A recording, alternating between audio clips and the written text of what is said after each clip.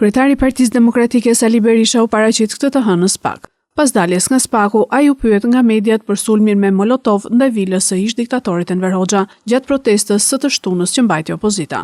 Kryetari i Partisë Demokratike kërkoi ndjesë dhe sqaroi se nuk ishte në dieni që aty kishte njerëz. Protestat tona janë absolutisht paqësore, do jenë paqësore dhe kjo është zgjidhje, jo imponim, por ky është besimi ynë se në tillë shkojmë. Po, janë përdor mjete piroteknike, të cilat ju i quani bomba, bomba Molotov, por nuk ka një njeri të plagosur prej tyre. Për sa i përket tani me si hyran të temë, sigurisht ndjej shumë keqardhje për ata të huaj që kanë qenë aty dhe i siguroj që ata nuk kanë qenë kur objekti i atyre që kanë hudhur ato mjete piroteknike. Jo, por s'kan ditë se janë aty. Sidoqoftë, thash, për ata ndjej keqardhje të madhe, nuk duhet note kursesi.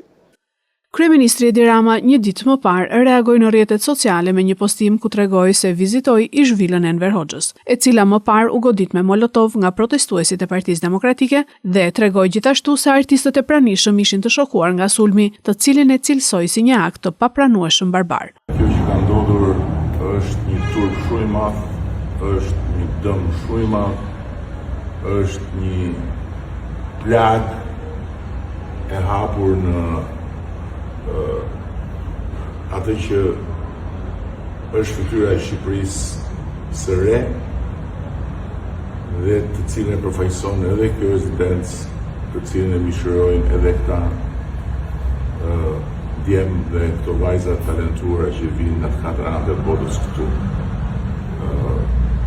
Nuk kam fjalë për të thënë për çfarë turpi është ky, por duhet t'ju them të gjithë atyre që ende simpatizojnë dhe ende mbështesin barbarët e mbrëmshëm, frymëzuesit e tyre, më saktë, se edhe ata që hedhin ato bombat artisanale janë ca totalisht manipuluar. Pra atyre që i simpatizojnë, duhet t'ju them që nga kjo dhe nga këto humbasin të tërë ata që duan të bëjnë punë, që duan të kenë turist, që duan të zhvillojnë ekonominë e tyre të vogël me biznesin e tyre të vogël,